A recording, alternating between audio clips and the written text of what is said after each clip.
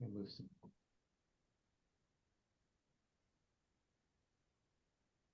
I rely on these meetings to remind myself how utterly unpresentable both I and my house are. Can't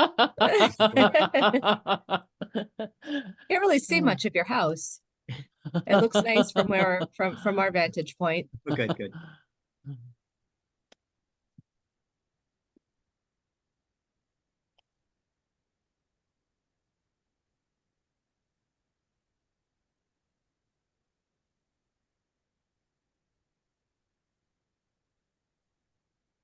I have my oop, turn that off.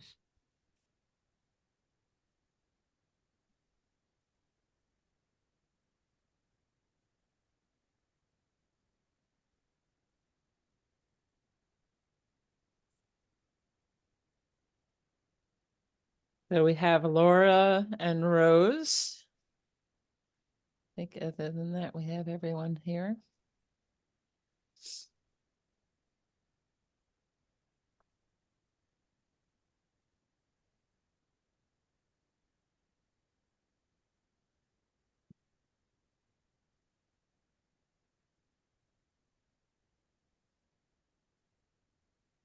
Well, I think we have a quorum, so we can get started, and Laura and Rose can join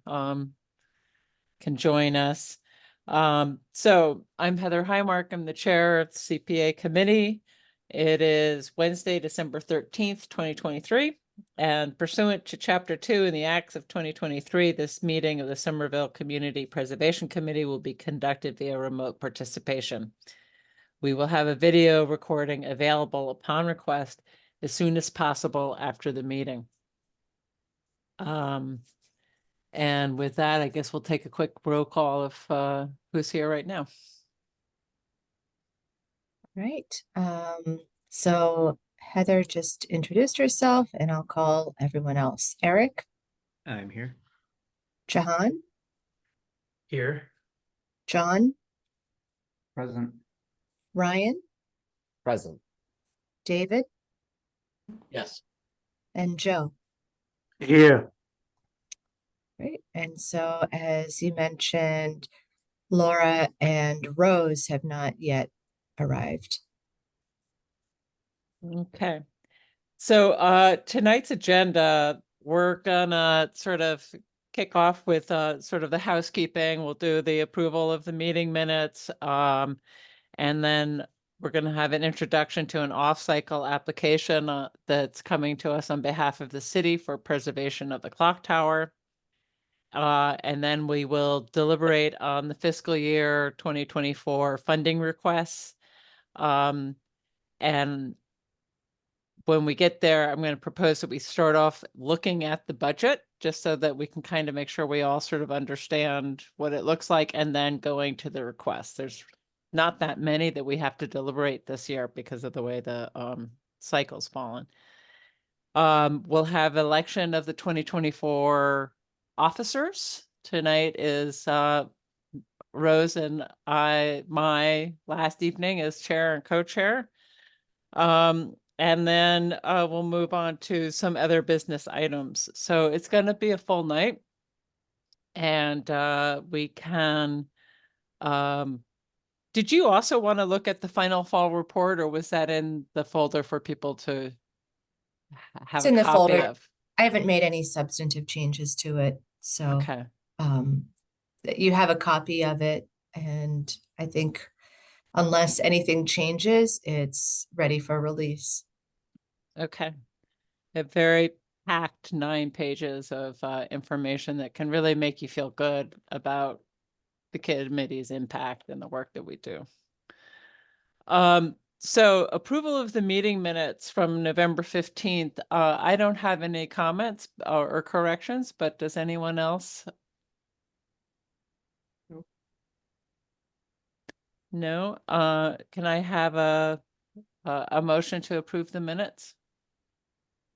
I'll make a motion to approve the minutes. Thanks. I'll second it. John. Oh, sorry. Go ahead, Eric. It's Okay, so that was Ryan moved it and Eric seconded, and I'll call the roll. all right.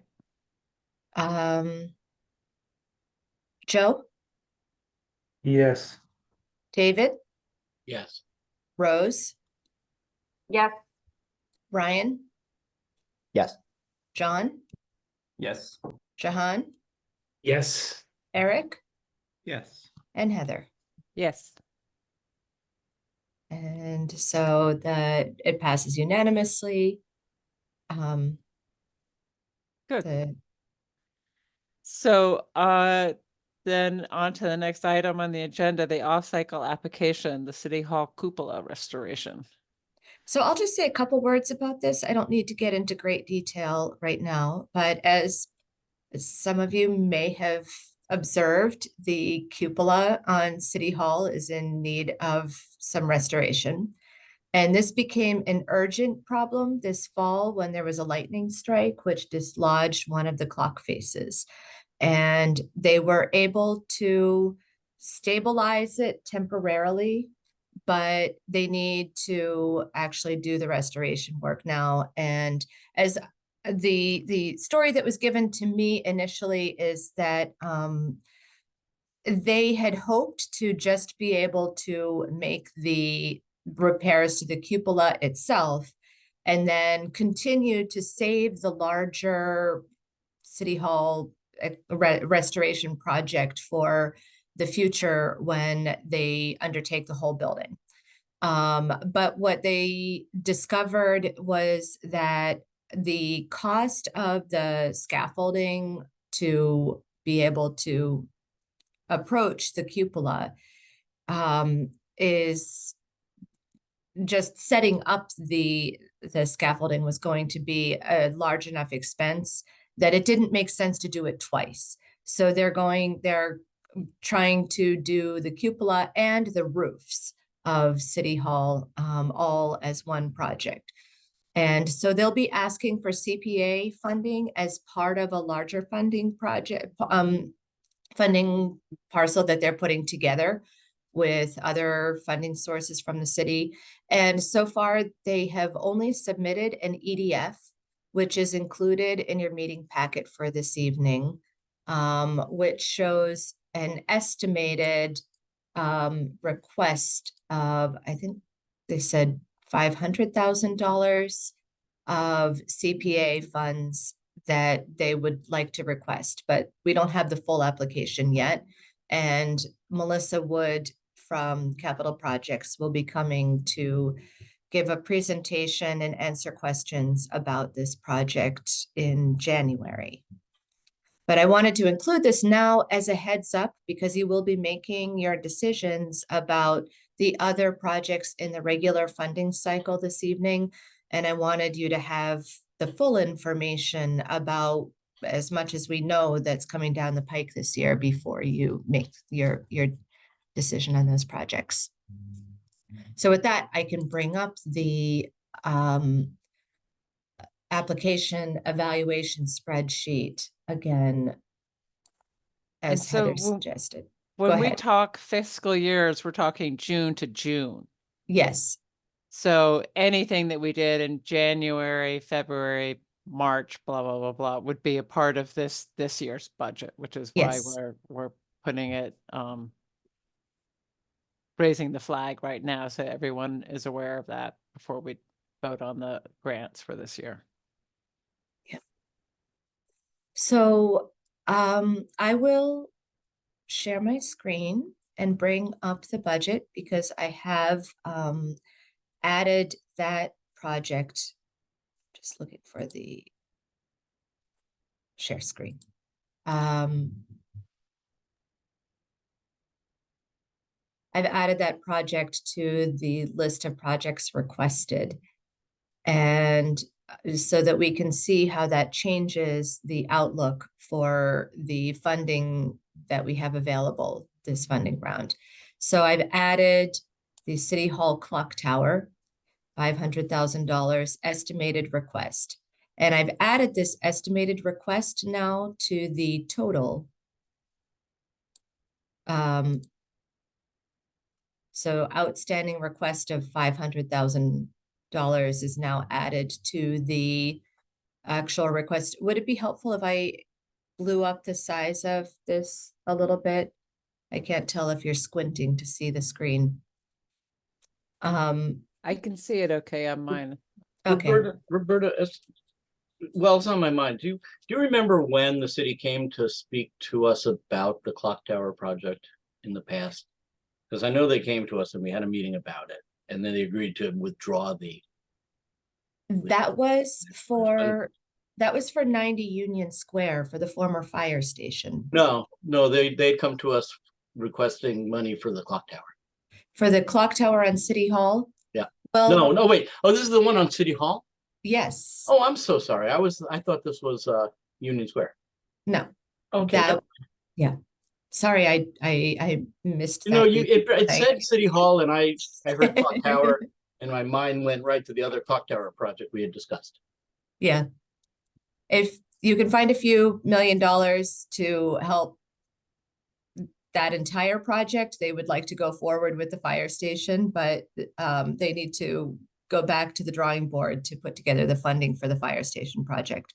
But meanwhile, for City Hall, I've added the 500,000 so that the total funding request this year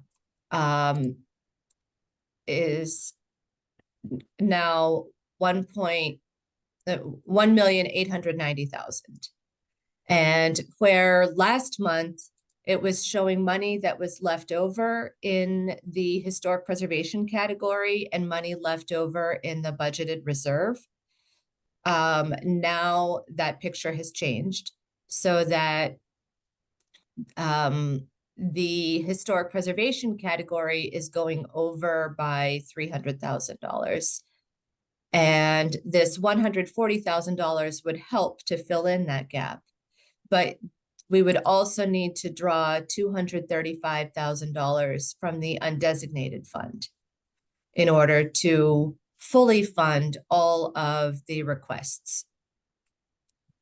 Roberta, Yes. can I ask a question? So when they come to when the city comes to talk about that, the 500,000 for the clock tower, are they planning to talk about they're planning to present the scope of the entire, I mean, it's such a massive project. What I would hate to do is for us to allocate that and then have there not be all of the other funding sources available to funds to support such a big project. And I know it's a bit of a chicken and egg thing, but yeah. Well, I think that they're in a position where they really have to do the City Hall project. So I think that they're going to, and I don't know whether Alan, who is here, might be able to speak to how the city puts together funding, but I don't know if Alan has the answers as to what their plans are for this project. Hi, thank you to everyone tonight. So we are in the middle of revising the city's overall capital improvement plan. So that should be coming out publicly in the forthcoming few weeks or a couple months or so. This, to the best of my knowledge, and working in the office quite frequently, is an unexpected emergency request. So, you know, this might be one of those scenarios where we have to fill in the gap no matter what, even if that means potentially funding the borrowing.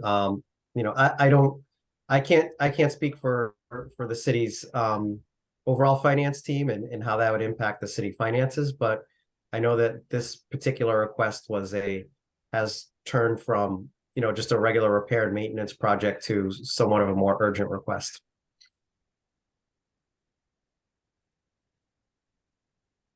Does that answer your question, or could I expand further? I mean, a little bit, but it's just, I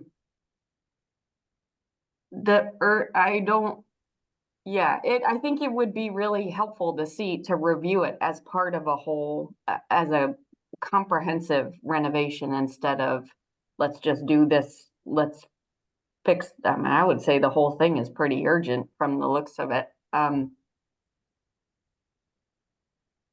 And it would be good to, I mean, it's a big chunk of money and it would be good to see that we're not just doing this one piece of a project that really is an urgent project. And if there aren't other funding sources, that's, I don't know that we want to set aside the money for it.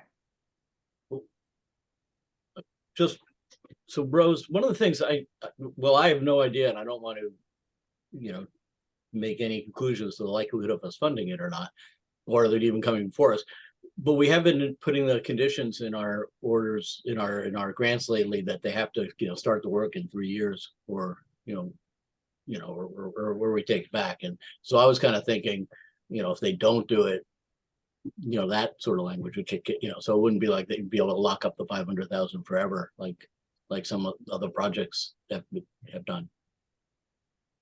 Yeah, I think I would say, I think that I agree. I think that's a good idea and we should do that, but I also think that they should, it's not, I mean, I think that's a pretty reasonable ask that they would come to us with that the city would present the request for 500,000 as part of a comprehensive.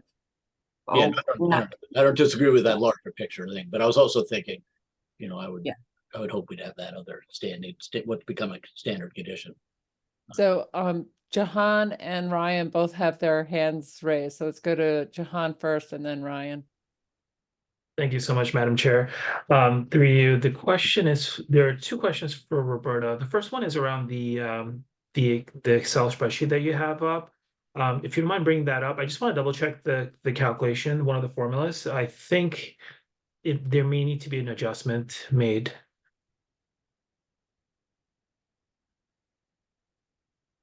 So, so Roberta, in cell L25, I'm not sure if it's capturing all the way down to the amount to be drawn from undesignated.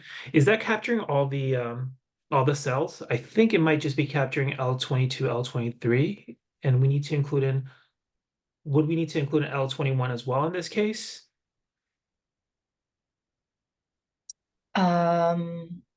It's the difference between budgeted reserve and undesignated funds. So the first line, the 187, is coming from a budgeted reserve, Okay, whereas the next two lines are coming from undesignated. got it. So then the 235 would be the amount that we would need to draw upon. Is that the From right understanding? undesignated fund balance. Got it. That's super helpful. Yeah, I had the same question earlier, so that's why I knew the answer. Thank you, Heather. I appreciate it. I appreciate mean- it. 235 is much more reasonable than any larger amount. So So if you scroll down a little bit, Roberta, Yeah, it means that we're not being asked tonight, so we don't have the full application. I imagine they would probably present it within more context of the schedule and plan and everything else. But if we were to earmark, in essence, the ability to do this year, mhm. it would reduce the undesignated funds to 809, and we could still Yes. decide later or not whether or not we did. But so part of the question I thought the committee should consider is, are we comfortable? Last year, when we borrowed against the undesignated funds, we kind of set a soft target floor of like 750. And I don't know if that's still our floor or if that number's changed. But so are we comfortable drawing down the undesignated funds to an 800, or and if not, then we have to be more aggressive in terms of to whom we give money and how much. Because tonight, the really the toggles that are at play, if you scroll back up, are the projects that are bolded. So there's 1, 2, 3, 4 official grant applications, and then the one over to the left from the city, which is more of a kind of like heads up, there's a, you know, the clock tower face is falling in at City Hall, and it goes along with the slate repair. So, yes. No, sorry, please finish your point, Heather. Well, I was gonna hand the floor over to Ryan because he was waiting to make a point earlier. Oh, I was just gonna ask to see the balance of the undesignated funds, so you've taken care of that. Jahan, did you have a part 2 on your questions? Yes, thank you, Ryan.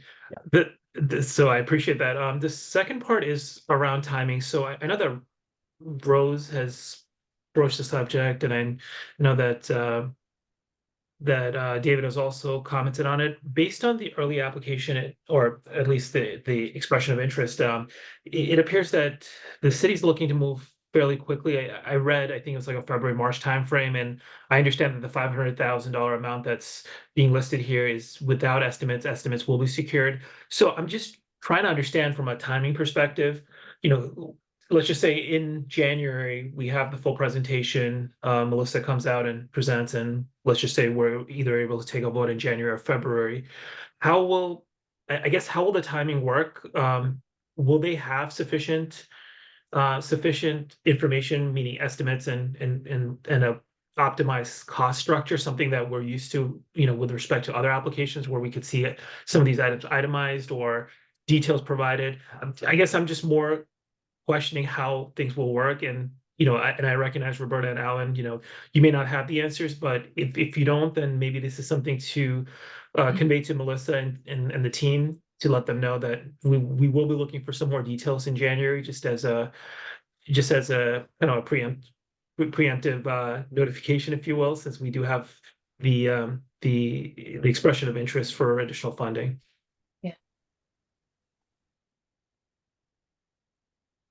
Thank you. Yes, we absolutely can provide feedback as to what the committee will be looking for. And I'm hearing a more detailed budget and showing the funding sources that they intend to secure and a timeline for completing the project. Thank you. That's going to be super helpful, especially as we consider it in the new year. And I have a thought that sort of picking up on that concept there. This is blaming this entirely on a lightning strike is a bit disingenuous because we've been ignoring that building for several decades now. And just like we attach preservation restrictions and things to people who are awarded money for other things, I would want to find a way to maybe condition this or have some caveats that we want a program for what's happening with this building as part of this. Like what is the grand scheme of things? Because this could be an ongoing issue where we throw in good money after bad. And I'll also, in my brief time in this group, becoming aware that we're frequently getting haunted by cost overruns from previous projects that are looming out there. And I would want to know if there's any potential that people are going to come back in 8 months for another ask for 500,000 or something that wasn't really anticipated. So to have those possible outcomes kind of factored into the greatest extent possible. Those are my two thoughts. But otherwise, this is one of the premier spots in the city that we should be focusing attention just in general concept. The clock tower, it's the focal point of our civic built environment. Yeah. So it's a tough thing in preservation because it's not supposed to be used for maintenance, but preservation. And that it can be, difficult to draw that line. And I think what they did before me on this committee when the Powder House Tower came up, which was another one where it's like, is this just like that it's been neglected for way too long, or are we preserving? They put some conditions in there about like a follow-up maintenance plan and preservation sort of updates that they had to do like 5 years after, or so, stuff like that to kind of keep the pressure on continuing to maintain the resource after the investment's been made. So that would be something we could take a look at or consider if we wanted to try to Sure. spotlight the project, the importance of the continuance.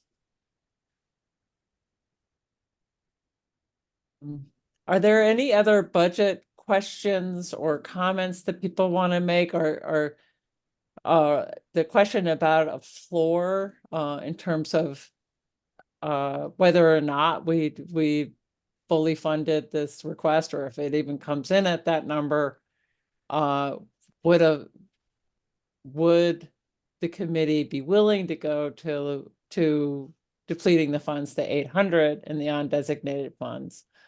Or not, or is that sort of a non-starter for anyone?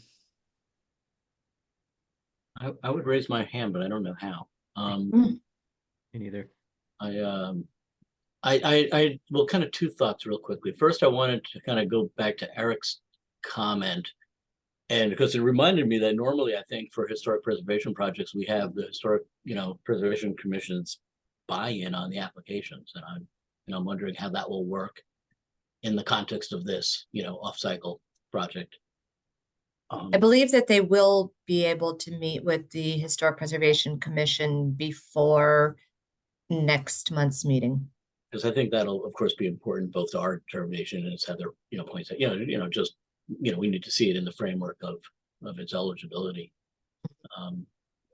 And then I also want to also echo Eric's point that I will be shocked if projects that are, under construction now or going into construction very soon, don't come in looking for more funding. Given, everything I'm seeing in my workaday world about the costs of things, the schedules of things. And I'm wondering whether there's a way for us to try, I don't know, Roberta, if you have a sense of, what work is actually going to be done in the next year or so that, we can, because projects that are 2 or 3 years out, well, no, I'm not expecting them to come to us for more money yet, but ones that are going out to bid, now, and they're getting bids in over the next, 6 months, or 3 or 4 months, I fully expect to hear from them, frankly. Yeah. I can add that to the questions for them to be prepared to answer in January. Yeah. Just when are they doing it? Because that might give us a sense of when we might anticipate that they come in with sticker shock about what the bids actually came in as. Yeah.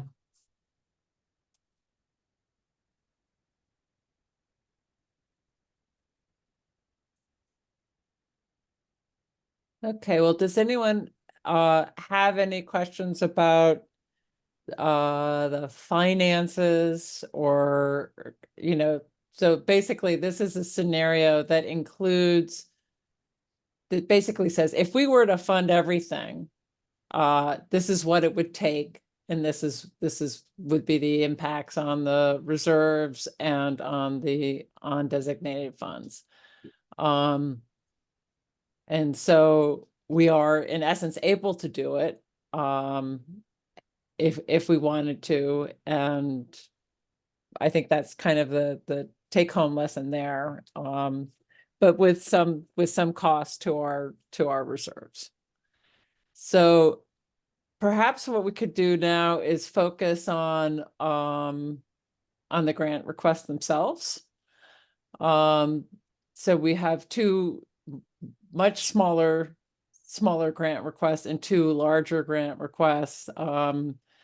The first one being Vida Real for the 25K for their building assessment and code assessment study.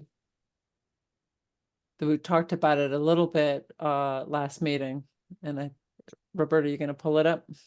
Yes. I think I have to stop the share in order to switch to that file. Okay.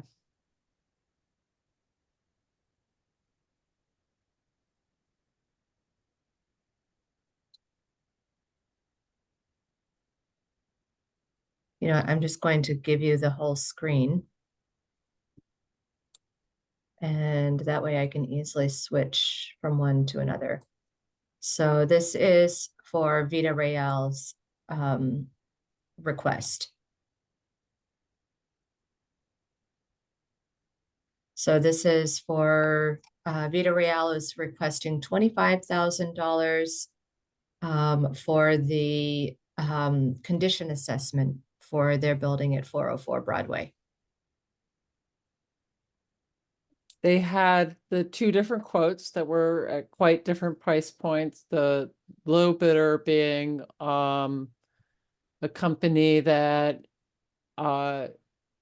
is kind of more turnkey, that they do the work themselves as well as doing, they're kind of contractors, preservationists, but they do code assessments for people. I saw that on their website as one of the services that they provide for compliance and ADA. And I think that they are a company that I'm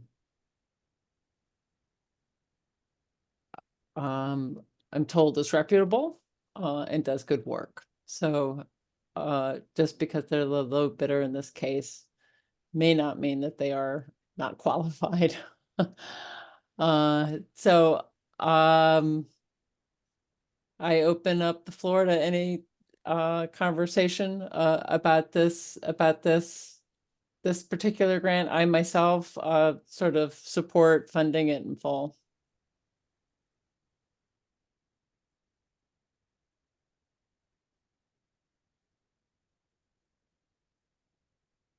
Heather, I take it we don't have anybody here to answer questions from any of the applicants. Is that right? We do not And- this evening. Yeah, Okay. I don't think we have any guests tonight. Okay. Has Vita Real received other funding from the commission? Yes, Vita Real is the organization that owns the former Winter Hill Congregational Church that we funded the bell tower restoration on. We saw them earlier this spring because they requested an increase in budget to be able to complete the bell tower project.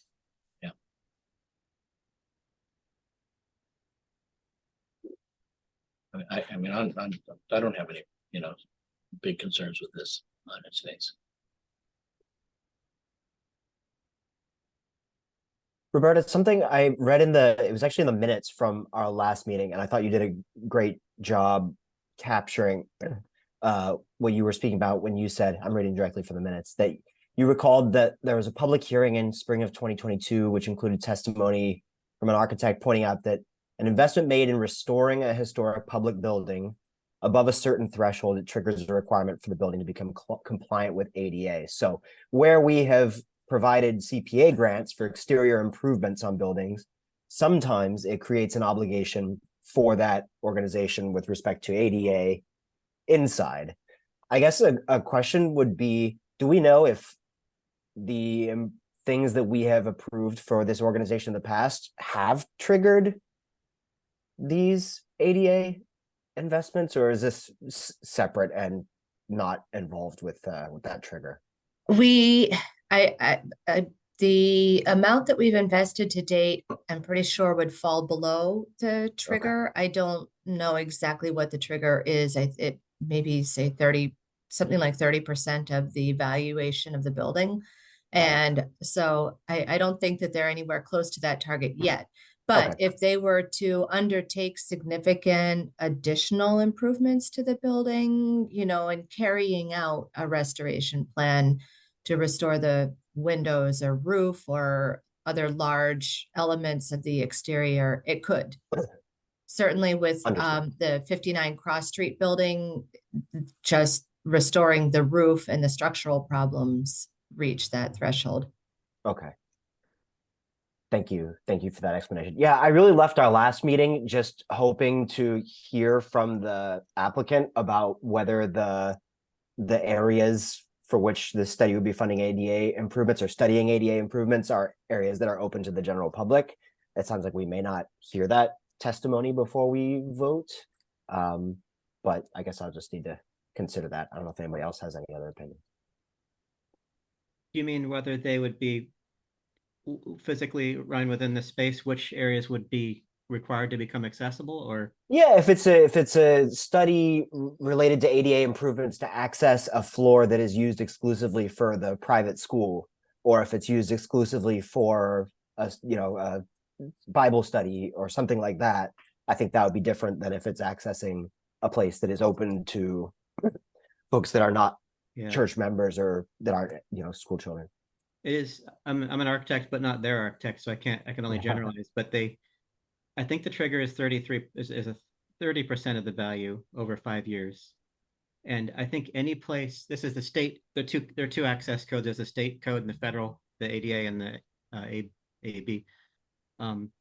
Any place that the public might go, so whether that's the sanctuary or rooms where they might meet, whether it's not like service in the traditional sense, would have to be accessible. And I don't know in their case how onerous that may or may not be.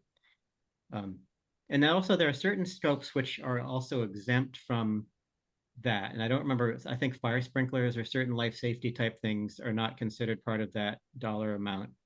Possible structural upgrades, but I have to go check that. Anyway, I'm getting a little bit over my head because I'm not there. No, I appreciate that. Thanks.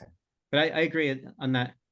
I think as the historic commission guy here, it's valuable to have a template like this as the precursor to any future work, because we often have, not often, but we sometimes have projects where their contractor said they need a new this or new that, and it doesn't seem that they've really had any kind of expertise behind that to evaluate that and see, is it really necessary, and how does it place within an overall scope? Are they putting a bunch of repairs into a project that's going to fall down for other reasons? So I think this is kind of short money in this case to getting their house in order and figure out where they need to go from here. And then if they come to us for future money, we'll know, whether it has that kind of support or not. That's my hunch.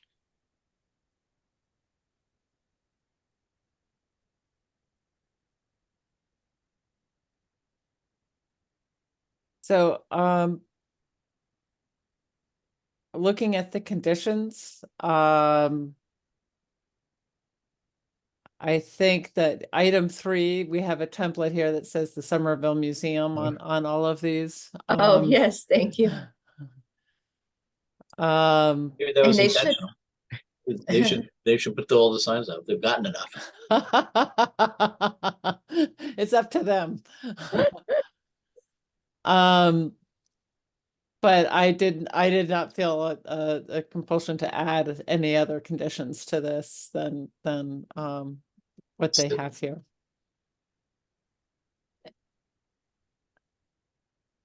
And I'm sort of with support that sentiment, that I think it's probably, I'm glad to see that they're doing this study. And I think it'll be helpful, but. Can you remind us, Roberta, if the 25,000 correlated with the higher bid or the lower bid? so the 25,000 is correlated with the lower bid. And that is that's assuming that, so the bid was actually 35,000 and Vida Real is putting in 10,000 of their own money to cover the difference.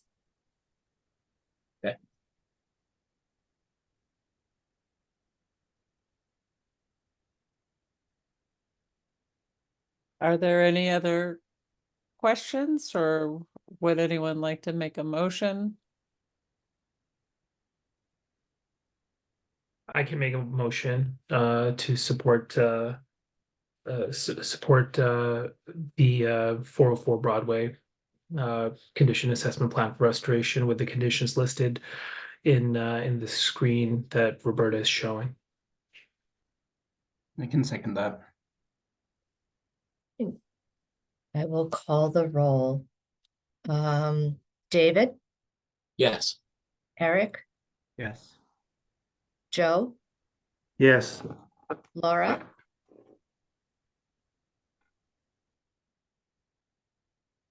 Rose, Yes. Alan. I'm sorry, I'm just reading the screen. Not thinking. Heather, Yes. Jahan, Yes. Ryan, Present. and I'm gonna give Laura a chance again. Hmm.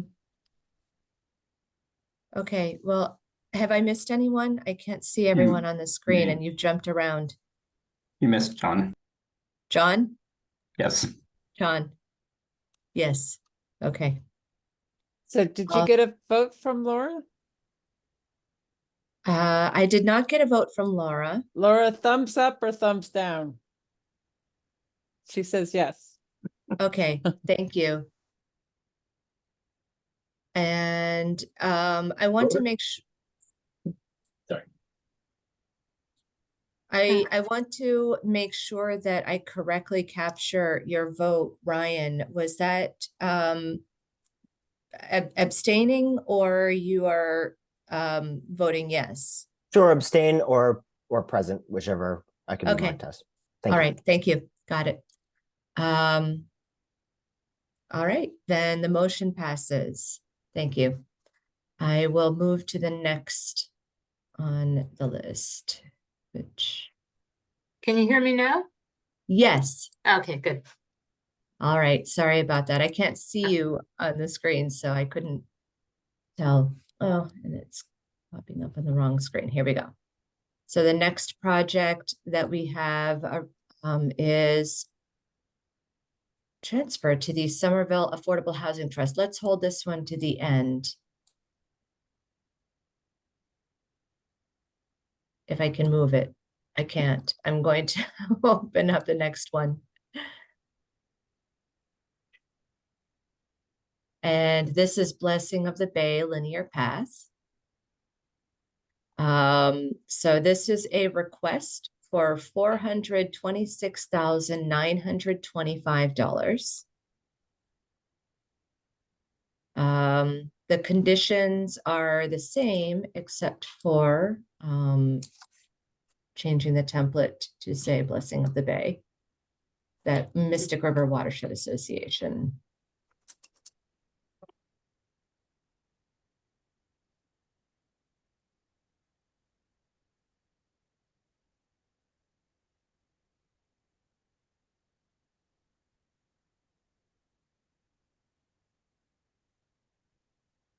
So this is probably the largest grant that we'll be looking at tonight. The request is for 426. It's the extension of the pathway and moving of the curb along the riverfront.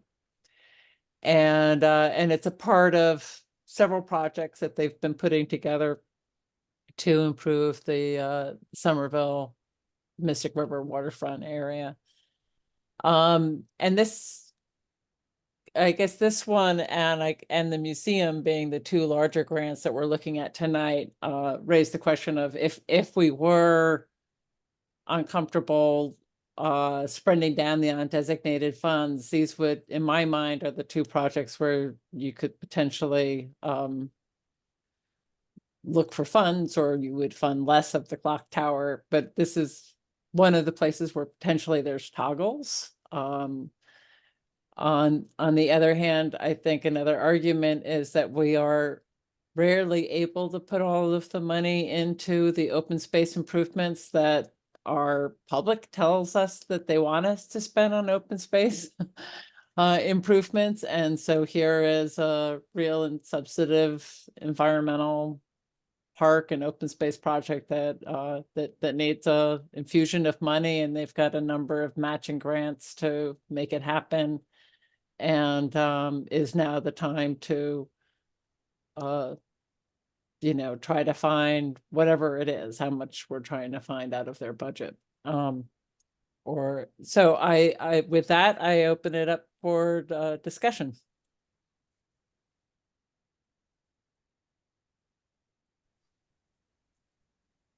Can I, Eric, here, just to clarify the budget, so this would be coming from two separate reserves, the budget, the general reserve, and then the open space specific reserve?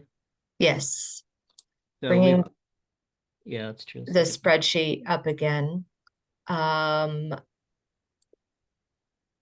the far right of the spreadsheet, you can see that I identify the funding sources for each of the grants. So in this right block, the numbers identify which of the reserves the funds are going to come out of. So having the total available in the open space reserve is 782,879. So this is as much as we can spend from that reserve, having already spent on the other projects. Assuming the $35,000 will also come from the open space reserve. So that leaves 187,822 that needs to come from a different place. And so I've taken that from the budgeted reserve. Okay, and this is because the allotment for the year for open space was gobbled up by the out of cycle requests, then the Henry Hansen and the Brown schoolyard. Yes. That's why we're not really digging into anything from the normal budget. Okay. And then the other question, oh, matching, what were the matching grants on this, or how much, what portion of the overall project is this ask of theirs? I would have to go back to the application to see that, but I can pull that up in a moment.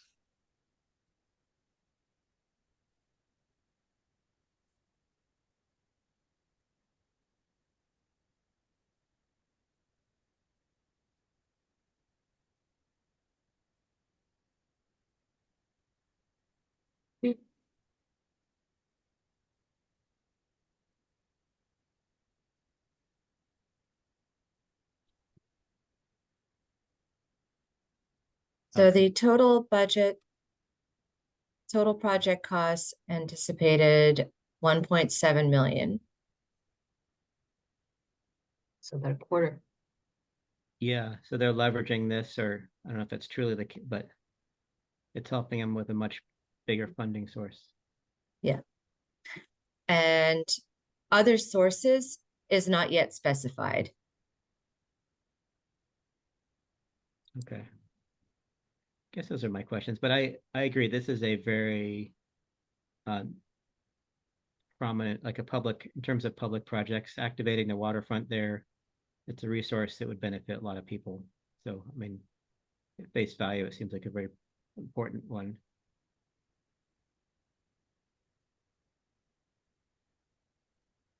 How you doing, everyone? I might be in the minority on this, and I don't want to come off sounding negative at all. But when I asked the question last conference call we had about, I guess, not the need, the necessity to take part of the street for the park that already exists, I know there's been a lot of work done, and I know there's a lot more involved than just this funding source. And I respect that and I appreciate that. I'm still a little confused as to why this needs to happen in that respect. I love everything that the project stands for. I want to accomplish everything. I love trees. I love open space. That's why I kind of love that park down there. It already exists. It's very nice. I'm all for improving it. I think we should. I think that's what this group is primarily around for. And I think that that's great. If DCR or whatever they're called, wants to let us do it, and that's great with me. I just don't know why we have to take another 4 to 5 or whatever the number may be feet from the street, because that's a permanent thing that will be there forever. Once you put a sidewalk in, what's the likelihood you're going to take it out? So I just don't know why we would need to do that for the project. We'd save a lot of money. Never mind the additional $500,000 the city is looking for now. But I'm just confused. If someone can explain it to me, cool. I'm here for it. I just don't know why we need to take the street. I mean, they put those massive speed tables that are like this gigantic in the poles for the bike lane, which is all fine. But now we want to narrow the street. It's like at some point, I just don't know it. And if it's for traffic calming reasons, which the woman mentioned last time, I didn't know this group did traffic calming. And if we do, then that's unbeknownst to me. I didn't know that. That's my bad for not realizing that. I didn't know that's what we did in this group. But I just don't know how much more calm you want to make that street, which is a pretty impactful street to not only 10 Hills, but to the rest of the city, in terms of cut through, because traffic is what traffic is. Anyway, I didn't mean to take up too much time. I just wanted to put that out there. I know I'm probably the only person who feels this way, but I wanted to make that known. I love the project. Don't understand why we need to take part of the street as reclaimed land, which is something. But anyway, just wanted to say that. All right.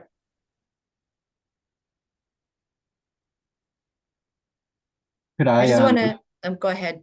I'd be happy to kind of answer some of those concerns. From the road taking perspective, the design's really going to consume that bike path that's already there. So it's not like the road would actually be shrinking down. It's just kind of taking some temporary infrastructure and trying to make it more permanent. So that's kind of the concern about that. And then the other main goal that we in the CPA are trying to achieve is the summer vision goal of adding 105 new acres of open space. And kind of Somerville is so dense, and trying to reclaim open space is very hard for us to do.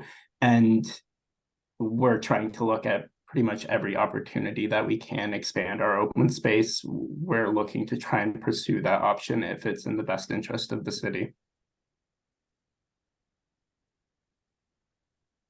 How I much? mean, I agree with everything you just said. I'm all for everything you just said. We're on the same page.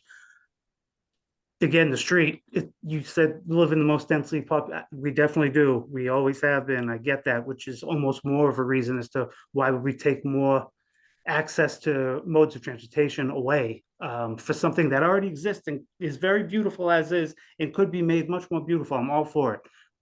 That's my only question. And I want everything you just said to come true. I would like to just clarify one question that you asked about whether the Community Preservation Committee includes traffic calming as one of our objectives, and it really is not. The Community Preservation Committee's interest in this project is the park expansion. So I just wanted to make sure that it was clear that that's what the CPC's objective is in considering the funding for this project, is the park expansion.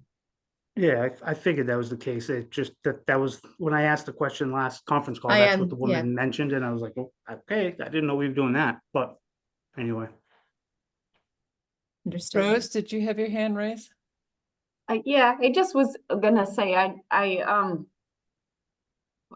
as a kind of a general comment, I do feel like this comes up occasionally where we get into the weeds of looking at looking at the details of a project, and which I think is good for us to do, but I also think that it's like when I think about the goal of this or the mission of this committee, our main focus should be making sure that projects align, like we're relying on other entities to vet the projects, other departments within the city, the historic commission, the building department, whatever it is, we're relying on other groups to do kind of the vetting of the projects, and then it's our responsibility to see whether or not the projects align with the CPC or the CPA guidelines. And yeah, that's it. Agree with everything you said as well. I'm on board with that. Just don't know why we have to take the street, that's all.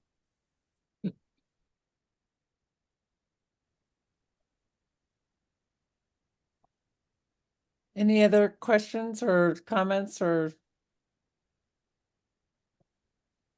So, John, yes? Yeah, sorry, I do kind of want to dive into this project a little bit more because it's one of our largest blocks of funding. It is something that I'm not like concerned about, but it's like 50% of, or like 40% of the project for all of our budget. So I guess with the project, a designer still needs to be selected. A design still needs to be created. And then we can put this project out to construction. So I do have concerns about us drawing down our budgeted reserve to kind of be tied up for a little while.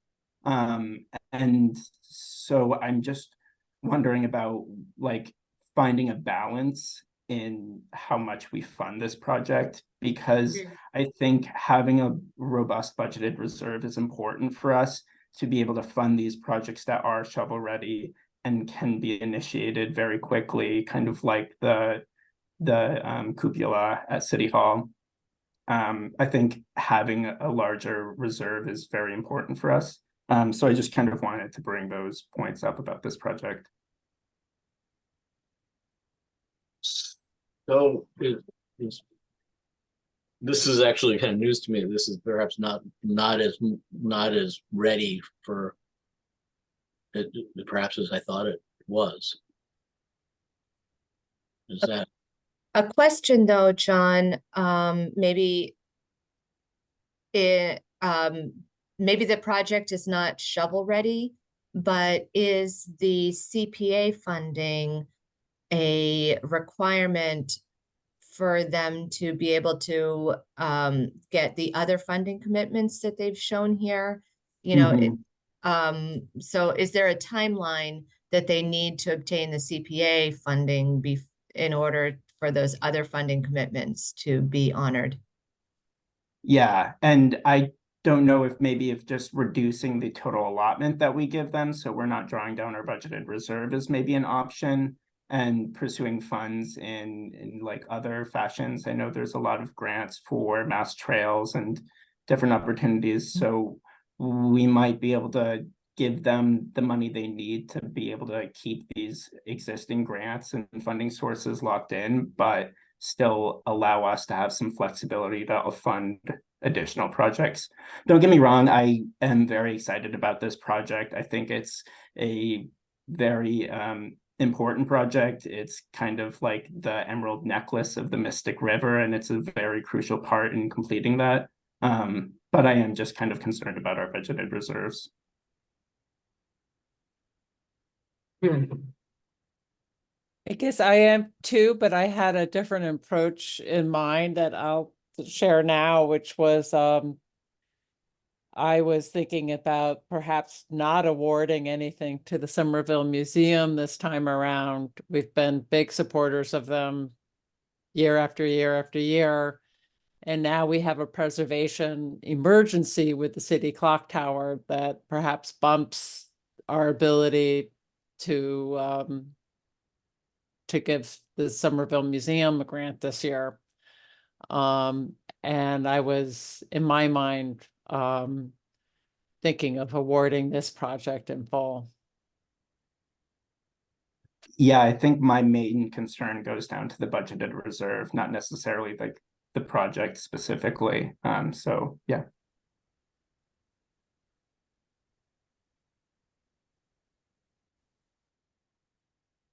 so looking at the budget that they had proposed in the document that Roberta had up before, it looks like most of this money is construction related, the CPA portion. Yeah, this funding round will be entirely for the construction of the project. Our previous But they haven't gone out to bid yet. I mean, they don't even have a plan, let alone construction bids. They have a conceptual design that was created by Offshoots that they're looking to put out to a full design set. So a package of construction drawings, specifications, cost estimate, which allows us, the city, to put for us to put the project out to bid for construction. And that's what we funded last year? The design portion. Yeah. Yes. So now this funding source will go entirely for the construction. So the design portion hasn't been fully expended yet if they don't have final designs? Yes. It was through design development, so this picks up at construction documents, bid and construction. But I'm trying to figure out if it's premature. I mean, if they're not gonna start construction. And I guess the biggest question, like Roberta said, if they need this to line up other funding, then I kind of understand that. But if they're not gonna begin construction for a year or two, because they don't even have final designs yet, is funding it premature? Or again, like Roberta and John were both saying, is there a kind of something we can give them that kind of locks in the progress they've made while not committing the full amount, and have them come back to us when they have, more developed, design and construction plans. Can you scroll to the schedule part of the application? Because I when they were with us, I remember discussions around these matching grants and Schedule.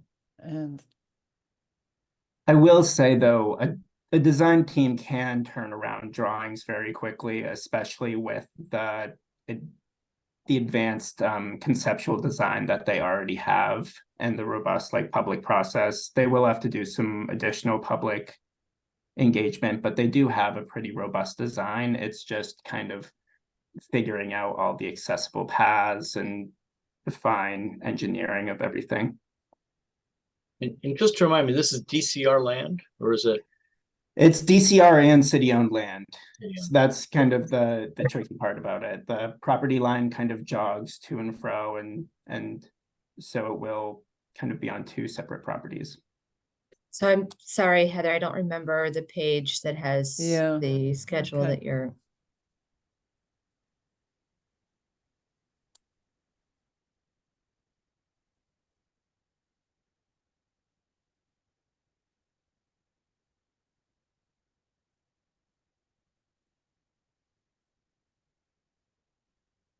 I don't know. My feeling is this is sort of a multi-headed beast with different state and local agencies involved, and it, we've got it's got momentum moving.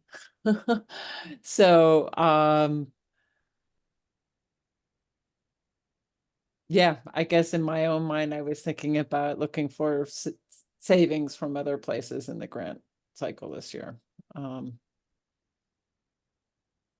But I get your point, John, where is there I think I found the schedule you're talking about, page 17 of 50. Thank you. Yes, thank you. Mhm. Let me blow it up a little.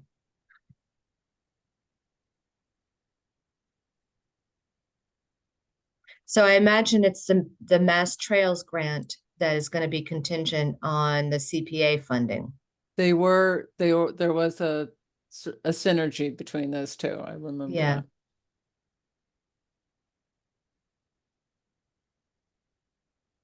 So yeah, from this schedule, by the end of the summer, the design should be complete. And the design was funded by our previous allotment. And then they'll start to expend funds in the fall or winter when the bid process begins. Okay. Yeah. Well, I guess actually technically they probably won't be drawing from the funds until spring of 2025 when the construction actually begins. But that's still well within our 3-year window. Yes, that's true.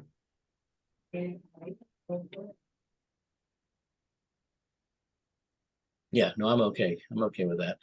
And this is a project in the spring or the winter of 24, 25 is when they'll come in with us for more money. Right, we would hear about now next year that they need more. Yeah, exactly. Yeah, exactly. When everything's 50% more. You all are becoming cynics.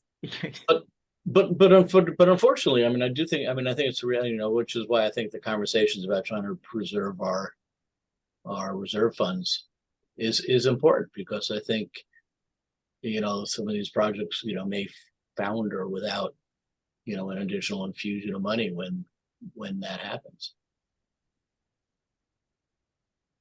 And You know, it's, and, you know, it would be a shame, you know, that would be bad money after good, you know, to, you know, paid for the design and paid for, you know, the first part and then not be able to do it.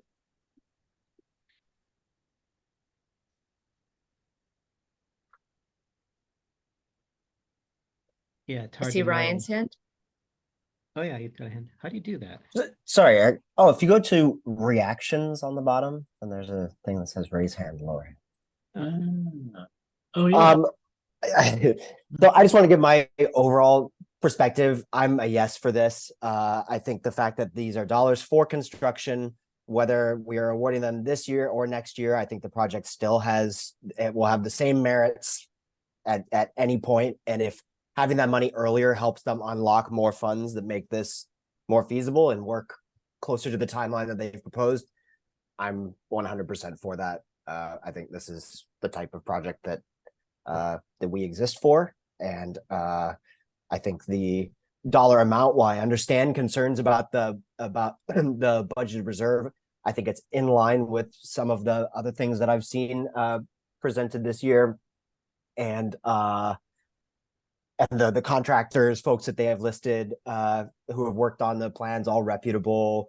So yes, I'm in support of this tonight in full. Great. So I'll take that as a motion to approve. I would make a motion to approve, sure. Right. And I'll second that. Okay. Thanks. All right, so I will call the roll. I'm going to stop sharing because it helps me to see all of you. All right. So Eric, Oh, yes, on that. Jahan, Yes. John, I am gonna become a project manager on this eventually. Do I abstain from this one? no, because you're representing the city as both a CPA member and a staff person. Okay, then yes. David? Yes, but we're going to take it out of John's salary.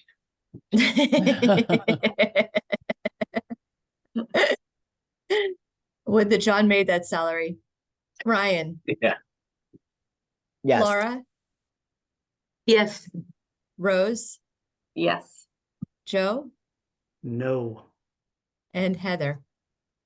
Yes. All right. So I heard 8 in the affirmative, 1 no, and the motion passes. Thank you. So the next project on the list. Sorry, while I take a moment to open the screen. Is the Kennedy Schoolyard, where 35,000 is requested to supplement the design budget that was previously awarded in what, 2017? Oh, FY19. Not quite that far back.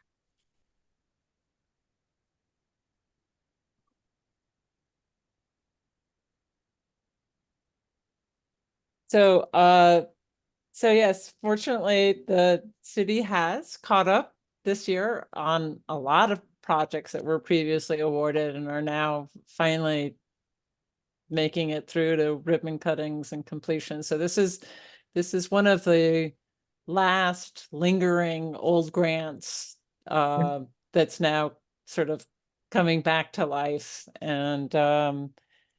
And it's, I think you might remember Arn met with us, I think maybe last meeting. He showed us some images of that big wall at the Kennedy and trying to sort of do something with that larger sunken area. So the grant proposals for the 35,000. I personally am inclined to approve this one, and I open up the table for any discussions.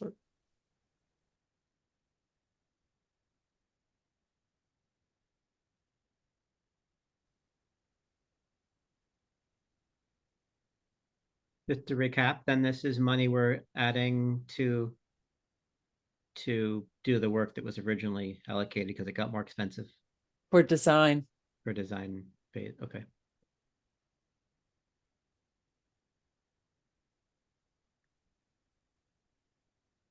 This is throwing good money after bad. I'm only kidding. I'm a landscape architect, sorry. I just, it's the grant has aged and expenses have gone up. Not just design, but survey and everything else. As the owner of 2 kids here in Somerville, I've seen firsthand how important these playgrounds are. I mean, they're a huge resource and asset. We should do everything we can to get them on the books.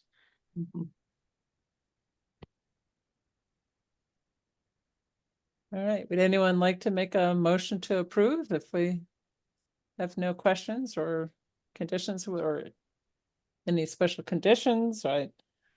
We have our template that I think will hold pretty well for this one. I'll make a motion to approve. I'll second it. All right. Then, oh, I just managed to share, but now I'm going to unshare so I can see you all again. Heather, Yes. Eric, Yes. Jahan, Yes. John, Yes. David, Yes. Ryan, Yes. Laura, Yes, Rose, Yes. and Joe. Yes. Then I think that that's unanimous and the motion passes. So the last remaining, Just before we leave that, I think I think I was screwing around on other screens. The approval letter has all the general conditions that we've been discussing, right? yes, same general conditions. And I Yes. highlighted the fact that I need to change the word Somerville Museum in there, but I haven't made that change yet. Yeah. But does this, I'm trying to figure out what bearing that has on the grant that we gave them in 2019.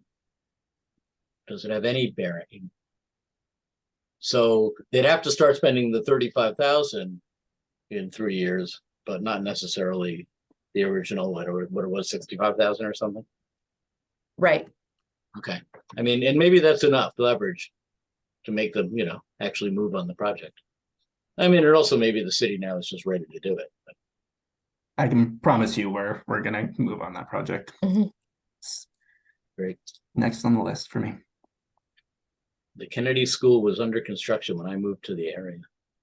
For a couple years, no, 10 years after I moved to the area. I was still in Cambridge, but it was close. I lived close to the Kennedy School. All right. So I will share the screen again. Share.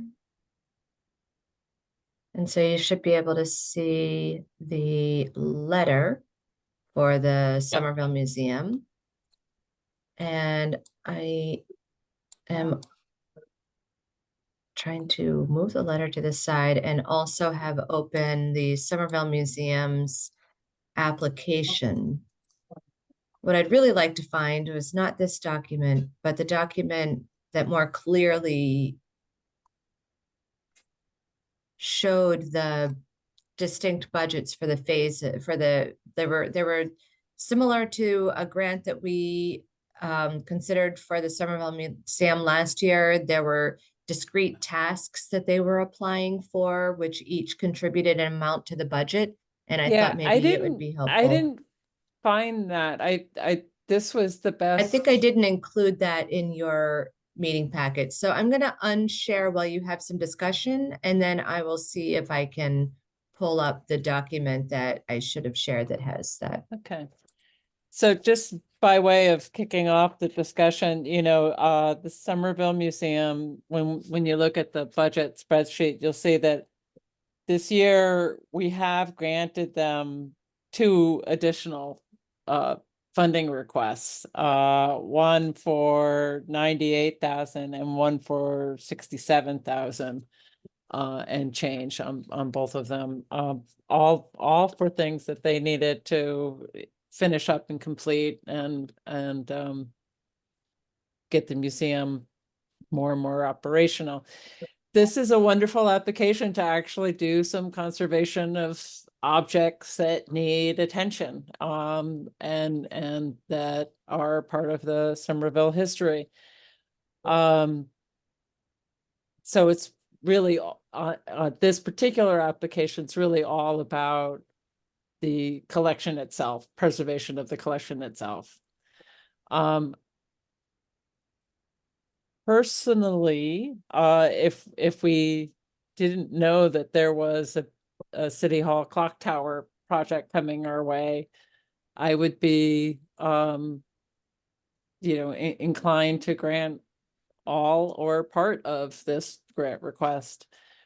But I'm going to put it out there for your discussion, the idea of potentially not being able to meet this request this year, as sad as and disappointing as that may be, but just that we've given them 2 off-cycle grants already this year. We know we have a big preservation project coming up, and maybe we just can't do it this time. So with that, I invite you all to respond or make a different proposal or whatever. I'll call Ryan. I see your hand, so I'll pass it to Ryan. Is it feasible for us to defer until the City Hall proposal is presented to us and we fully understand the scope, the dollar amount, etc.? We could. We did last year while we were trying to wrap our arms around the Adams Magoon House, approved certain grants that could go through and waited on others while we continued to debate them. Okay. Yeah, my fear would be ending the year with our, you know, with our full reserve, and you know, I understand we roll that over, but we're here to get dollars out in the public. If we don't receive anything else coming in the door over the rest of the year, I don't want us to not have the option, should we choose to pursue it, to fund this down the line this year before June. Mm-hmm. So that's my inclination. And I assume there's probably some window where we have to, you know, close the grant cycle, or at least attempt to, and Roberta can maybe speak to that. But first, I'll pass it to Jahan. Thank you so much, Madam Chair. I have a 2-part question. The first part may not be, I think this might be something for the Somerville Museum to respond to, but I'm just trying to better understand when it comes to the conservation efforts, you know, how dire, how serious are they? Meaning, if we wait until the next calendar year or the next fiscal year, you know, depending on the time frame, what if any negative impacts there might be? Because Madam Chair, I do agree with you. I mean, with the off-cycle requests with that have come forth for this committee, and we have supported it, and we also want to support Somerville Museum and its efforts to preserve the history and in many ways the culture of this great city. But I'm also concerned about this the clock tower matter that's coming forward. So that's the first item. And the second item, just very briefly, and Roberta, if you wouldn't mind indulging me in this, if we were to not support the Somerville Museum at all, at least for this particular request, what would the impact be to our reserve? Is it just 114,000? I just want to make sure that I'm seeing it the right way. So if you don't mind sharing with us. Thank you. So equals this minus. Oh, should be plus because it's already a minus. So if we take this project out, then we would only be taking 120,000 out equals this plus this, which means that we'd have 925,000 left. Great. That's super helpful. And thank you very much. Mhm. David?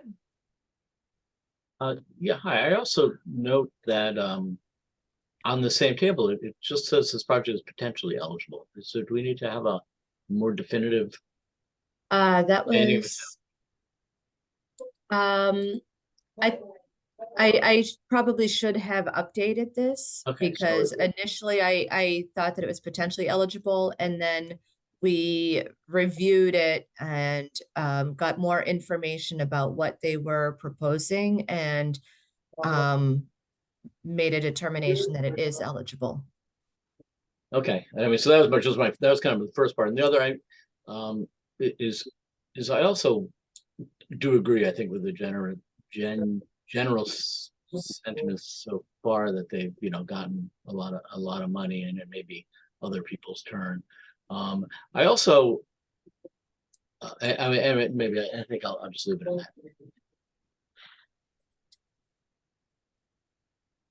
that. Okay.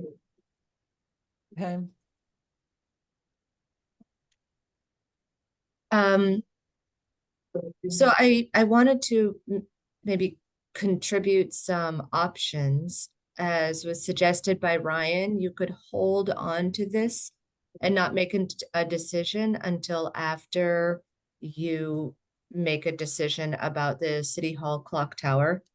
Another option is that you could decline and invite them to come back next year with the same application, not even require the resubmission of the application, but just to maybe have a budget update, but to accept the same request. Although they may have a different request next year, they may have found different priorities next year than what they've shown this year. But there are different ways that you can decline. It may be decline. I think that in the beginning, you may not have exercised this in a long time or ever, but there might have been an option to decline with an invitation to resubmit, rather than declining, saying that the committee does not support your project. I would support a lot of those, especially if we can just put off the decision. Mhm. Postpone it. I'm certainly happy, postponing it and then making a decision if we see more of the numbers. Yeah, it seems like it could definitely work that way, where at first we could just hold on it for a moment until we have a fuller picture of what's going on with our preservation funds this year. And then when in the January or February, or some meeting soon, respond with a decline and resubmit, we can talk about exactly how we want to communicate with them about the application. Laura?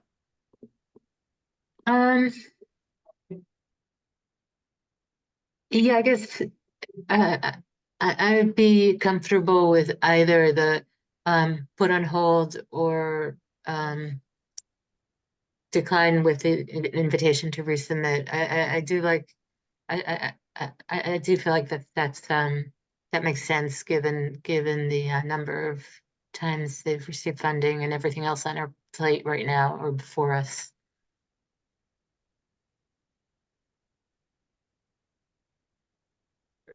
Is there a preference for making a decision tonight and giving them a early answer so that they know what's coming, or do we want to how much of this is contingent upon the other preservation requests from the city? Is it, do we want to do this anyway?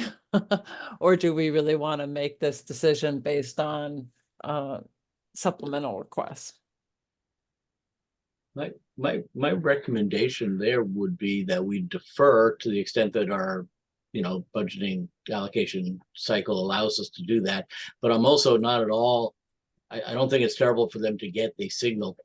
I mean, obviously this meeting is a public meeting and what we're talking about tonight is public. It's a public conversation. I have no problem at all with them getting a signal that we're not sure we're going to fund them this year. And if they want to start looking around for other funding, that's not a terrible idea. Yeah, I guess, I thinking out loud and listening to David, I probably would lean toward giving them the answer now, just to give them the heads up. So like David said, I'm putting myself in their shoes. So if that's not going to come through, I'm going to pound the pavement a little harder to look for something else. Well, right, but just to be clear, if for whatever reason, the clock tower thing doesn't come through at all, they just decide, hey, we found a miracle funder. We don't need your money. That really, so that's why my initial is not to make a decision tonight and to defer that decision, but give them but send them a signal. Rose? Yeah, I would say, I think I would agree with that, with David's position, because I think that we're not saying, I mean, if we don't have other projects in the queue, I think we'd rather continue to fund them than not fund anybody. Right. Than just sit on the money. So I think we're right. I think we're saying we're gonna defer without prejudice, right? And say, we're gonna wait. We think we've got something else in the queue that is gonna take a lot of our resources. We don't know that. So yes, go out and look for other funding, but we're not saying, we're not saying there's something wrong with their application or, yeah. Okay, I like the term defer without prejudice. I Jahan? just learned that in a ZBA hearing. Fancy. Jahan? Yes, thank you. So I concur with my fellow committee members. I'm just trying to balance out the need to provide maximum funding support to worthy applications, which certainly the Somerville Museum is, balancing that against the reserve that we want to hold on to. And also earlier in the meeting, I forget who mentioned it, I apologize for not remembering, but yeah, there may be additional off-cycle requests that may come our way. So I mean, there are three key areas that we need to consider, and I think that possibly January's meeting will provide us with more clarity, particularly as it pertains to the clock tower. But if there's additional, and not that I'm inviting this, but if there's a off-cycle request or two that may come up, then perhaps the perspective of this committee may shift based on the information available at that time. I do think that the Somerville Museum is something that's worth preserving, whether it's the collections or archives and all the dollars that were provided. And I don't want to necessarily close off, the possibility of additional funding, at least in this funding cycle. So just a few humble thoughts here. Thank you. Okay. I would concur with that. I came tonight, or prior to the issue of the bell tower, I was totally on board with funding this because it is something that ought to happen. But I think the need to stay a little bit more nimble with our finances for a bit is important. The only possible other tweak would be to carve out, it seems like their proposal is for two fundamentally different types of work. One is restoration of things that they have in storage, and the other is restoring the iron rails in front of the building. So if we wanted to try to do a little slicing and dicing, we could fund just the rail part, since that's kind of like the last little piece of the exterior work that they've been doing. But I don't remember how much that is, and if that would be doing it. Oh, that's it right there. It'd be 9,360.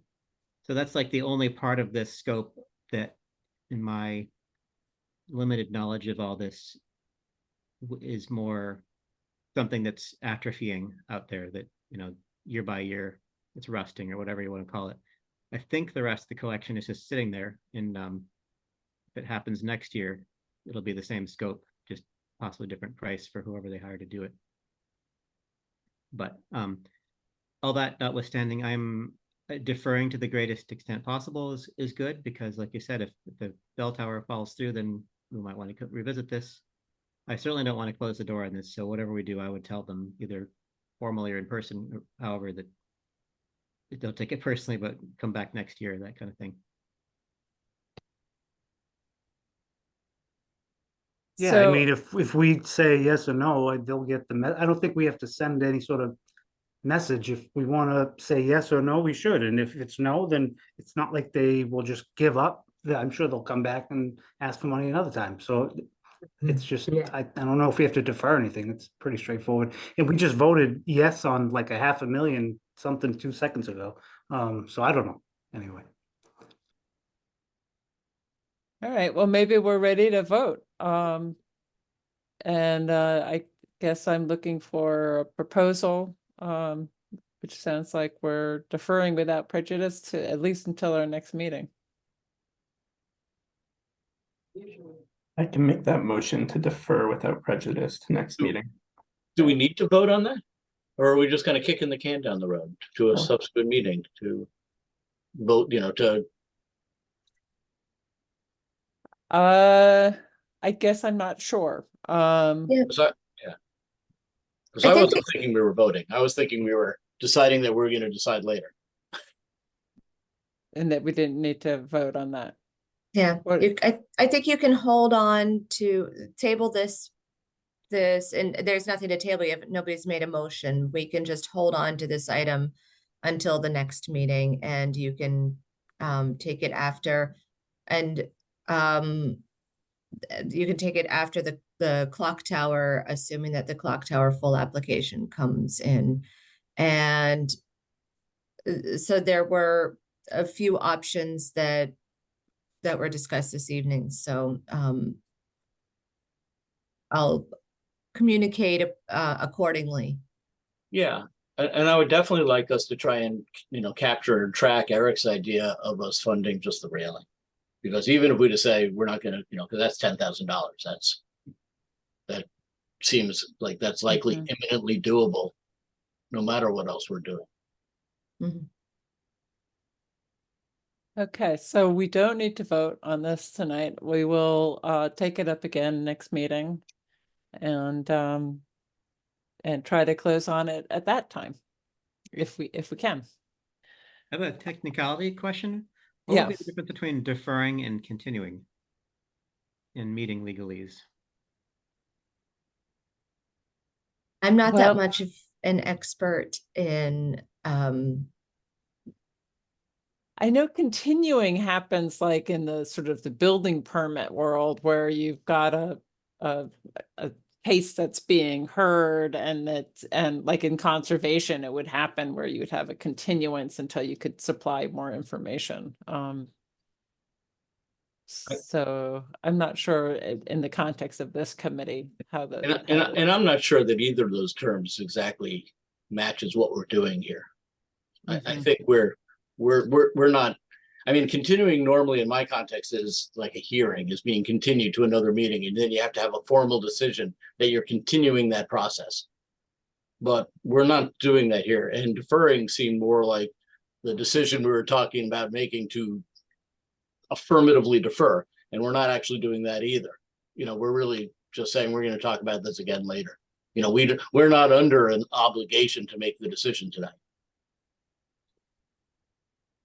Okay. Thank you for entertaining my weird question. Yeah, no, it's a good, no, it's a good question.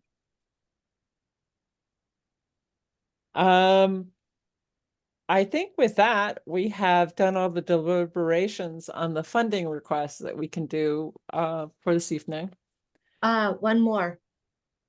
Oh, one more funding request, which I haven't figured out what is the smoothest way to introduce this into our process, but we need to make a decision on the allocation to the Affordable Housing Trust. So at your last meeting, the committee agreed on the amount that is going to be set aside for community housing for this year. And so I prepared a recommendation letter for the committee to recommend transferring that amount to the Affordable Housing Trust. So I will share the screen again and ask for the committee to vote on that funding recommendation.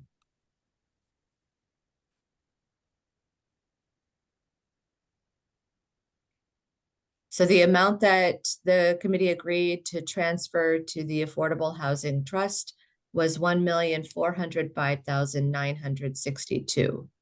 That is the amount that was described in the report that I gave the last time. So let me just open the report.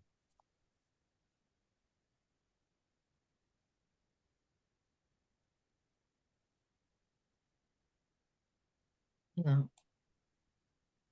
The final fall report.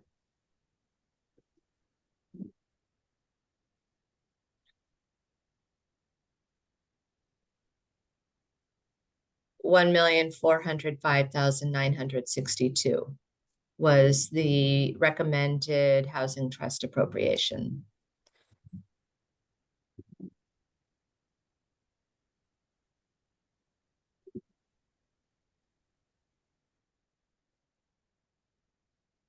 so just to recap, sort of as an oversight in the past, when we got our final state match and did our final accounting, we used to appropriate the match funds sort of according to in the margins to like historic preservation and open space and undesignated. And we Mhm. sort of forgot that that a chunk of this was the 50% was meant to go to Affordable Housing Trust. So this year, in that sort of balance correction that's done every year when the match comes through, we are putting 50% of that into the Affordable Housing Trust. So in the past, you've always made the correction, but you made the correction to each of the program areas. And what we discussed at the last meeting was to make the correction only for the Affordable Housing Trust, because you always give them the funds that represents their entire CPA budget at the beginning of the year, whereas the other two program areas, you are responding to applications for funding. So by leaving more of it undesignated, you're giving yourself more flexibility to determine how to use those funds. And it's a small amount of money, so it really, maybe it doesn't make a lot of sense to appropriate every bit to the reserves. And what you're doing is always reaching back and making the correction of last year's money, because the extra money that was received in the most recent, in the current fiscal year, you're not actually able to touch that until next year, because it's after the deadline for appropriating funds this fiscal year. So I made a much more eloquent way of describing all of this at the last meeting. But what hasn't been done in the past, or it's a little bit cloudy, it's been done differently. I did some research to see like all of the minutes from CPA meetings and all of the prior years. How has the committee recommended the funding for the Affordable Housing Trust? And it's a little bit cloudy how that process has worked, but essentially the CPC, when it made its annual funding correction in the fall, that was treated as the request to transfer funds to the Affordable Housing Trust. There wasn't a separate motion made to transfer funds to the Affordable Housing Trust besides the motion to make this correction. And so I feel like it would be much cleaner and more transparent if you do make a distinct motion to transfer the funds from the affordable housing reserve in the CPA account to the Affordable Housing Trust, as was your intention. And so I stand corrected. I had misrepresented what was happening, Sorry. but Roberta's cleaned all of that up. So, there's any other questions, or it's really a procedural thing at this point. To be clear, we're still talking about the 75,605 from the last meeting? Yes, so the original So initial it's just housing. the total comes up to Yes, 1405 with the addition of the 75. Okay, yes, and then subtracting the debt service. yeah.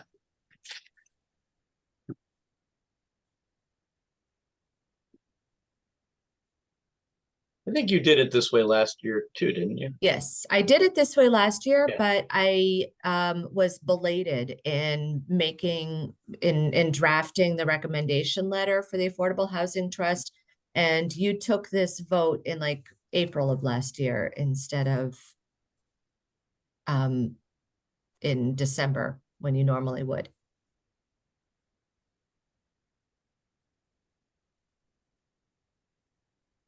All right. Well, would anyone like to make a motion to approve? Yeah, I'll make a motion to approve the, I'll second it. All right, I will stop sharing and call the roll. Heather, Yes. Eric, Yes. Jahan, Yes. John, Yes. David, yes. Laura, Yes. Rose, Yes. Ryan, Yes. and Joe. Yes. All right. Voted unanimously and the motion passes. And now I return you to the next item on the agenda. Which is going to be election of the officers. So Rose and I are rotating off as chair and co-chair. And I am going to open up the room to any nominations for a new, we'll do chair first and then we'll do co-chair. I'd like to nominate someone. I'd like to nominate Jahan Habib. I'd second that if that's something second. Great. Before he has a chance to object. Jahan, would you accept? Absolutely. I would certainly most graciously accept and not object. Great. Are there any other nominations to be put on the table? Seeing none, should we put that to a vote? Sure. I will call the roll again. Eric, Yes. David, Yes. Ryan, Joe, Yes. Rose, Yes. John, Yes. Sorry. Laura, Yep. Jahan, I will abstain. Heather. Yes. All right, motion passes. Thank you, Okay. Jahan and Heather. With pleasure. And Thank you so so much. next, co-chair. Are there any nominations for a co-chair? Madam Chair, if I may nominate Ryan for the position of co-chair for the CPC for starting in calendar year 2024. Great. Ryan, would you accept? Would be honored to help, sure. That'd be great. Are there any other nominations? All right, with that, let's take a roll call. All right. Laura, Yes. Jahan, Yes. Heather, Yes. Eric, Yes. David, Yes. John, Yes. Rose, Yes. Ryan, I'll abstain. and Joe. Yes. All right, and the motion passes. Thank you to Ryan and Rose as well. Yeah, thank you for your Heather and Rose for your having done that. Yeah, ditto, very much. Yes. With pleasure, so much. with pleasure. And only tonight did we start to raise our hands. I think that's a great thing for you to implement in the new year. It's taken me a while to remember that, but I'll try. Well, I don't think we couldn't raise our hands in the old program. Oh, you're right. We could barely see what was going on in the old program. Thank goodness we got rid of that.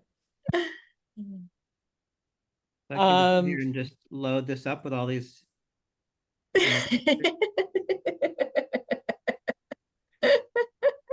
did not know. All right. So I now think you'll we have do. just a couple of other quick things to touch on before we can wrap it up tonight. But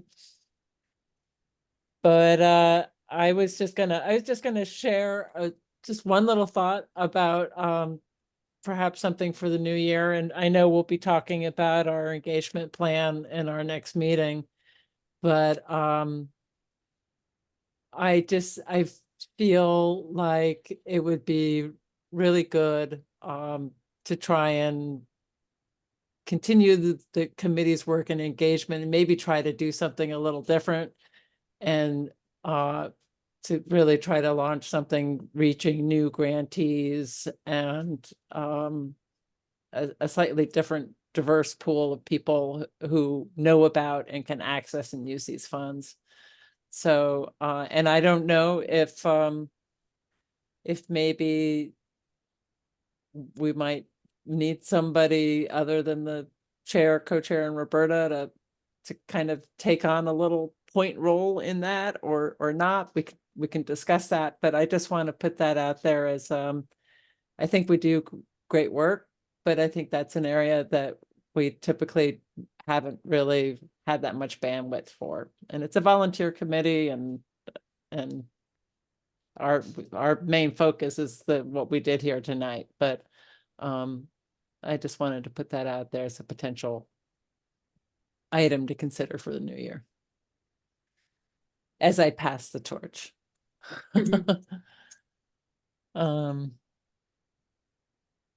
Okay. Any words you want to say, Rose? Don't think so. No, just go team. Thanks for stepping in. And thank you to Heather for doing really more than the lion's share of everything. And for Roberta for being so incredibly organized and yeah. I think we're lucky. We're one of these committees that has managed to operate and stay fully staffed and manned, and we have a great director in Roberta, so we're very, very lucky. Yeah. I know in other business, it wasn't on the agenda, Roberta, but is there an update on the Adam Magoon's house? I can give you just a brief update. I'm still working on getting an appraiser to give an appraisal because that's the information that the property owner needs to feel comfortable with proceeding with the grant. She has to sign a statement saying that she'll agree to the conditions of the grant, and the conditions of the grant are that it's repayable within 50 years. So before she commits to a repayable grant, she wants an appraisal. And so, I think that's a very legitimate request for information. So I've had a slower than expected time at finding somebody to prepare this. And so that's something I'm working on. I've just this week put out requests for 2 different appraisers. So I will continue to work on that and let you know when we have more information. Okay. All Just right. as a quick note on that, last Mhm. month, I think that money wasn't reflected in the spreadsheet. Has it been? It is now reflected. It's reflected, and that's reflected in the spreadsheet that the committee looked at. So I'm gonna share the screen again and show you where that appears. So the total amount of undesignated funds is $1,446,000. And we're subtracting Art Farm Yeah. and Adams Magoon and the housing adjustment that we just made to have the net carried over is 1,045,000. Great. So the amount 120,000 is subtracted from 1,045,000 to get what would be left over. Okay, thank you. Yep, you're welcome. Okay, and then did you want to say anything, either, John, do you want to say anything about the open space survey plan? Yeah, I'd love to. So every 7 years, we have to do our open space and recreation plan. And one item that we try and do in that is reach out to all the different committees that have involvement in PSUF's role. So we have a little questionnaire that we want to send out to all of you and have you guys fill it out over the next month. And then maybe just spend 15-20 minutes at our next meeting, just kind of discussing those questions and allowing us to hear from you all about our open space and recreation plans and goals and whatnot. So with Roberta's assistance, I'll send out an email probably tomorrow. And it's just a few different questions, and then we can all review it next meeting. Roberta, I thought you sent it out already. Oh, have you? I did send out the email that you shared with me. Which has a link to the form, I think, right? It has a link to the survey, and then there's a few questions at the bottom of the email. Okay, it's news to me. I was actually assuming it was public, though. Is it just going to commissions or committees, or is it public? So there's a survey in the email that has a link. That survey is open to the public. That's any resident of Somerville can fill that out. So is there a different survey? But then, yeah, we have a little questionnaire at the end of that email. Okay. That kind of dives in a little bit deeper about our goals and whatnot. So I'll make sure you all have the. Yeah, okay, because I'm not sure I saw that. I think I saw the thing that was open Yeah, to the public. I know we talked about just the survey at our last meeting or the one previous to that, but this one's a little bit more in depth, and it's just going out to our committee members. I'm assuming I should just fill it out once. Yeah.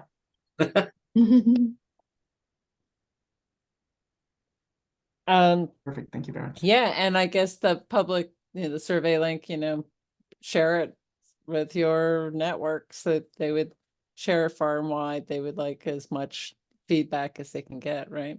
Yeah, the more feedback, the better. And then we'll also have a few different community meetings. 2 of them are going to be in person. One's at the West Branch Library and one's at Capuano School. And then we're going to have one virtual after those 2 in-person meetings. And all of that information you can find on our Summer Voice OSRP website. You can just Google Somerville Open Space and Recreation Plan and you'll find it, or Instagram, or just email me and I'm happy to send you guys all the links and whatnot. Okay, great. Thank you. Thank you. Is there anything else under other business, Roberta? I don't have anything tonight. So our next meeting is 1/24/24. Yep. And we will be focusing on the any off-cycle applications, and talking, kind of going through the annual review, our steps, timeline, engagement, all of that. And we'll kick off our new chair and co-chair, and see you all in the new year. I guess we'll need a motion to close the meeting. We do vote on that. I'll make that motion. I haven't made any. Thank you, Eric. I'll second it. Great. Alright. I'll call the roll. Joe, Yes. Ryan, Yes. Rose, Yes. Laura, Yes. Jahan, Yes. John, Yes. David, Yes. Eric, Yes. and Heather. Yes, All right, great. thank you all. All right, you, enjoy the Heather. Great holidays, meeting. everyone. You Yeah, too. happy Yeah, you holidays. all you too. too. Take care. Good night. Okay, all right, bye-bye. Bye.